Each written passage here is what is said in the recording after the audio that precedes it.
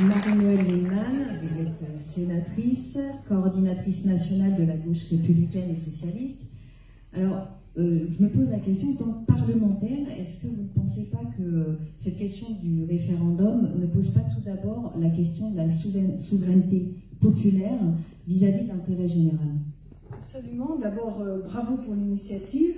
On est 4 parlementaires signataires pour qu'on puisse déclencher cette procédure. C'est quand même déjà une sacrée bureaucratie pour pouvoir faire parler le peuple. Je voudrais dire que bon, il y avait 2 collègues députés, Elsa et Eric.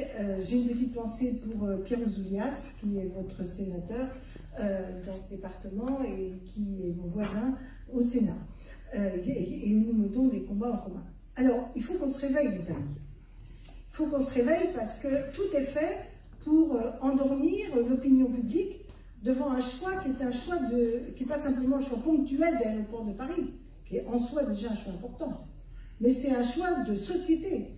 On est une fois de plus dans la logique qui vise à développer massivement la privatisation des biens du patrimoine commun, privatiser ses volets, un très beau slogan, mais on est aussi dans un système qui vise à priver la puissance publique, et donc le peuple, et donc les citoyens, d'un certain nombre de leviers pour des choix fondamentaux pour l'avenir.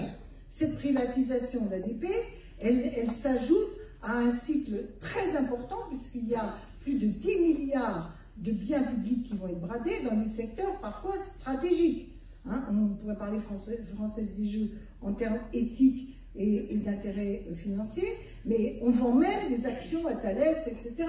On s'affaiblit dans des secteurs clés. Alors moi je crois que la première des choses à dire, c'est que nous voulons résister au fait qu'on prive la souveraineté du peuple, les politiques, l'intervention publique de sa capacité à intervenir sur des sujets majeurs pour l'intérêt général et l'avenir du pays. Et que le fait d'avoir du capital public dans des secteurs clés est indispensable à notre indépendance et à la capacité de nous faire entendre. Je voudrais montrer comment, dans le cas d'Aéroport de Paris, c'est particulièrement vrai, même si ce n'est pas des sujets qui parlent aussi spontanément que la question de la SNCF, mais néanmoins, on a les mêmes débats partout. On commence à nous dire qu'il faut ouvrir la concurrence, puis après on ouvre le capital, etc. Donc, pourquoi Aéroport de Paris est quelque chose de très important dans la maîtrise de notre avenir collectif? Il y a d'abord un enjeu très lourd qui est celui de l'aménagement du territoire. Les amis en ont parlé, il est clair que l'explosion du transport aérien comme mode de transport unique et déterminant est une absurdité.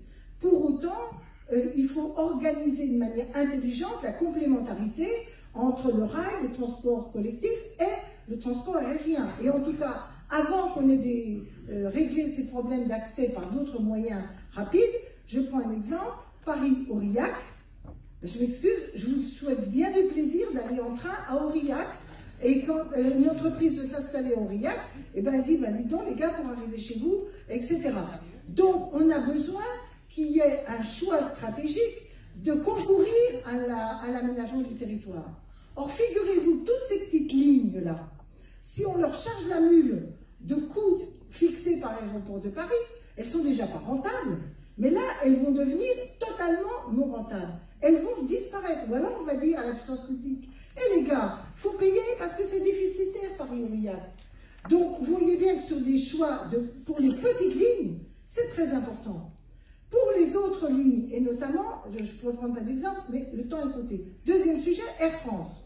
Alors, il y a peut-être des gens qui se foutent de l'avenir d'Air France. Moi, je considère que tant qu'il y a du transport aérien, je préfère avoir une grande compagnie nationale française. Or, vous savez bien que quand on veut le hub de Roissy, et d'une manière générale, les plateformes parisiennes, sont déterminantes pour l'avenir d'Air France. Soit on organise les réseaux du fameux hub d'Air France de telle manière qu'Air France soit particulièrement bien aidée, c'est-à-dire que quand on sort de l'avion, on n'attend pas, etc. Enfin, vous voyez ce que je veux dire, quoi, qu'on s'arrange pour favoriser raisonnablement la concurrence nationale, et à partir du moment où le but c'est d'avoir du profit, c'est celui qui paye le plus qui vont avoir le plus les prestations les mieux adaptées. Et les compagnies du Golfe, alors là, elles vont sortir de l'argent. Elles sont déjà des concurrents très importants. Vous allez voir que si on ne fait pas tout pour que dans l'aéroport de Paris, l'idée même du développement d'Air France soit dans la matrice de ceux qui décident, ce qui ne veut pas dire qu'on est sectaire par rapport à tous les autres, mais dans la matrice de ceux qui décident, eh bien, Air France va être affaiblie dans la concurrence mondiale. Le troisième sujet d'intérêt général, puisque l'intérêt de la puissance publique, c'est de porter l'intérêt général du pays, des citoyens, etc. Le troisième sujet, c'est que c'est une propriété foncière considérable. Et qu'est-ce qu'on va mettre comme activité? Est-ce qu'on va essayer de développer des activités tertiaires et d'autres activités qui vont compléter le développement d'un territoire? Ou est-ce qu'on va servir de pompe aspirante à toutes les activités de bureaux, d'activités qui pourront se développer, où on va faire venir sur les plateformes aéroportuaires des tas de choses qui pourraient peut-être se développer ailleurs. Donc vous allez avoir, si on ne gère pas le foncier, c'est-à-dire les terrains disponibles, qui ne sont pas stricto sensu aéroportuaires, mais qui sont des terrains d'activité qui vont d'ailleurs enrichir considérablement Aéroport de Paris. Si on ne travaille pas sur la complémentarité et le fait qu'on n'est pas là pour spéculer sur du terrain, mais pour répondre à des besoins de développement, eh bien croyez-moi, c'est la spéculation, est-ce qui sera le plus rentable à l'instant T, qui va finir par triompher. Quatrième point, je termine, l'environnement. Il se trouve que moi, j'étais longtemps maire d'Athis-Mons et que j'y garde des liens familiaux importants. On est sous couvre-feu d'Orly. Eh bien, je vous fiche mon pari que si jamais, par malheur, on n'arrive pas à arrêter cela, eh bien, on va nous expliquer, oui, mais il y a une telle pression du trafic, bon, vous êtes à minuit, ben, on pourrait passer à minuit et demi, puis après c'est minuit 45, et puis après, etc. Et le couvre-feu, on a eu des luttes considérables, tous unis pour obtenir ce couvre-feu. La pression sera faite pour renier les questions environnementales. Je termine, la souveraineté populaire, c'est que le peuple puisse s'exprimer. Ce référendum, c'est de dire à tous ceux qui disent on m'écoute jamais, on ne prend pas en compte mon avis, vous avez une occasion unique, c'est d'exiger ce référendum. Merci, Marie-Noël.